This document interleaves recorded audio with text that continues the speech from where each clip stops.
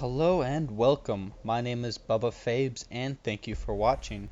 Today's video is going to be Beginner's Guide to Defense. Now, this video is going to go over tips and tricks on what to do and what not to do while playing on the defensive side.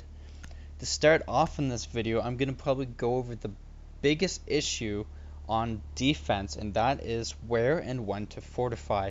Way too often do I see people fortifying in the completely wrong places.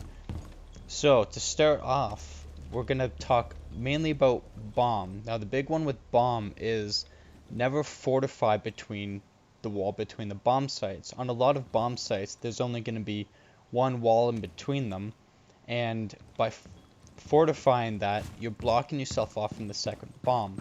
The key to bomb is having quick and easy access to both bomb sites. So for example, with this room, and I'll talk later about this room too, but this is a small room. Do not board yourself up in this room, because this room is impossible to defend if you board yourself in it. There's one entry point for the defenders, and 1, 2, 3, 4, 5, including this door, entry points for the attackers. There's no way for you to effectively sit behind here with one entry point of cover to defend yourself. So the only way to stop that is by opening up the walls. Now here, this is probably the only good use for Tachanka, at least what I find, is using his gun to rip apart walls, especially in a situation like this where there's a two-wall difference, where a single C4 won't suffice.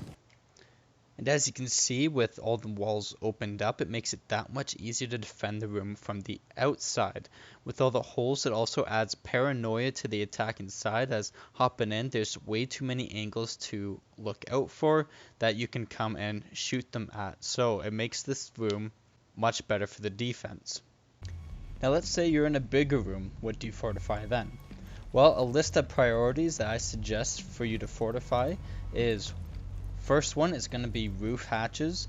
Stop them from being able to open up the middle of the room and being able to drop down grenades in there. And the second priority is going to be walls that will split the room in half. For example, this wall here, breaking this open splits the room in half, and it makes it harder to defend the room. Following that is going to be pretty much the ones that the walls at the end of the room, so like this wall here. And then lastly, I would do those two walls there, because you have a brick wall here which acts as a great barrier. So hopping over to this room beside it, so the kitchen and this living room over here. If it's hostage, it'll be right here, and if it's a bomb site, you'll have a bomb here, and you have another bomb in this room. So this is a great room to kind of pair together as a defense. So basically have your defense barrier, it's going to be along this back wall, all along here, to kind of make it, consider it as one large room that way. So following the same strategy is hatches. You got a hatch up here, board that up, and then walls that will split the room in half, which is going to be this wall here, possibly that wall. And if you have a castle, but this door right here will also split the room in half. Now if you come across walls like this is just the wall that's in your defense perimeter. So don't bother boarding this up. Instead, actually use it to your advantage. Create a kill hole, and you're all set to go. Another great thing to mention is an escape plan. If you can, always have an escape plan, a way out. You have this well boarded up, but let's say they get through anyways, and there's no way that you're going to make it. You don't have a great hiding spot anymore. Well, use these hatches as an escape plan, as well as a great flanking tool. Break these open with C4 and a shotgun. Hop right down, and in no time, you can come up on either side of the attacking force. This brings me into another point, talking about roamers. Now, roaming is very important. It is a great key to defense, having great roamers, but also remember that not everybody should roam. when you have a full team that decides that they want to be the roamer, that's how your team's going to lose. Now, maximum of 2 roamers.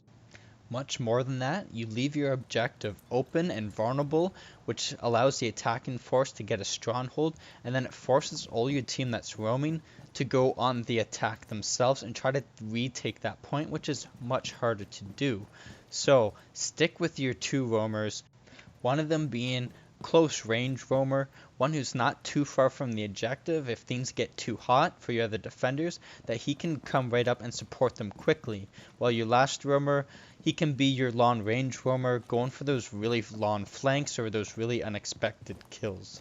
But also, even as that, if you sit in too long and they're really commencing their attack, don't waste your time, get back on there, support that objective is key. Before I end this video, I'm just going to talk quickly about player equipment and equipment combos. Starting off, I'm just going to talk about Mute and his Signal Disruptor. His Disruptor is great against defending against drones, which will deny the attackers intel on exactly what you guys are doing at the beginning of the round and even during the round. So placing them at specific entry points for those drones, it can deny them access to even the entire floor. Now the top of house is very easy to do because there's only 2 points of access. The top of the main stairs and top of the back stairs there. Now as you can see, as I actually shot out this wooden banister because those drones can hop on the banister to easily hop over your Signal Disruptor. Now the Signal Disruptor also combos very well with fortified walls as well as castle barricades.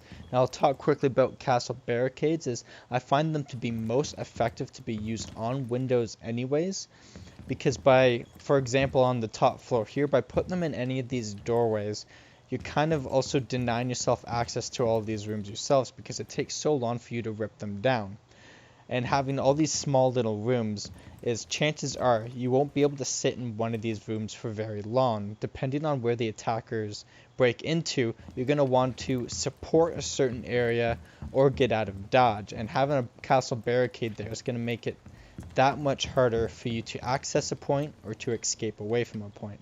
So by putting it on the windows instead and dropping these jammers down, making it harder for the attackers to enter into that room through that window unless they have a sledge or an ash. The second character I'm going to talk about is Bandit. Bandit's special ability being his electric wire. Now his electric wire can attach to barbed wire, it can attach to shields, and it can attach to fortified walls. By electrifying fortified walls, it will damage and even break any thermite's charges if he tries to attach it to it. Attach it to shields and stuff. You can place a shield inside a doorway through the electric charge on there, and it makes it so that if they want to jump over that shield, they're going to get zapped unless they have a grenade or they somehow destroy it. Now, one of the tricks that you'll see some people as Bandit use to destroy a thermite charge is they'll fortify 2 walls that they know that they'll most likely enter from, and then they'll throw a charge on only one of the doors. So when the thermite comes up to the side, he can see that this door is electrified, so he's going to come up to this door here, which isn't. He's going to lay his charge on here. But as a bandit, what you can do is you can sit here with your battery, and when you hear him lay that charge onto the door, or even you have time when he starts detonate it, you have time to quickly set down your charge, breaking his thermite charge altogether and leaving him 1 thermite charge short. Seconds remaining. Last character I'm going to talk about is going to be Frost and her bear traps. Now Frost bear traps can come in handy because they're mechanical and can't be destroyed by Thatcher's grenade. Now bear traps can be placed in a number of areas to be useful. One of the most popular ones is just inside a window. Now it's important to not put it directly up against the wall, as somebody, as an attacker entering the room, can actually leap over it if you put it too close to the wall. So leaving it a little bit out is prime. But by putting it just inside the window, even by walking up to it, I can't actually see it until I'm already inside the room. Another great place to put traps are right behind a shield. Have a shield blocking a room. Lay a trap right behind it, and anyone trying to enter that room has to hop over that shield and will get sprung by that trap. The third thing to remember when laying down a trap is if you're not going to do any of those and you want to lay it inside a room, I suggest not to lay it right inside the door, because that's going to actually be the first place that an attacker is going to look. That's going to be easily seen by anyone entering the room. But instead, put it in an area where they're probably going to end up walking but won't see it right away. They're going to come into this room trying to find enemies, someone that's going to be hiding there, and that's when you want to catch them with this trap. Thank you guys so much for watching. If you like this video, please give me a thumbs up. If you'd like to leave a comment, I always love to hear from you. Until next time, I'll see you later. Our planet would be just a point of light,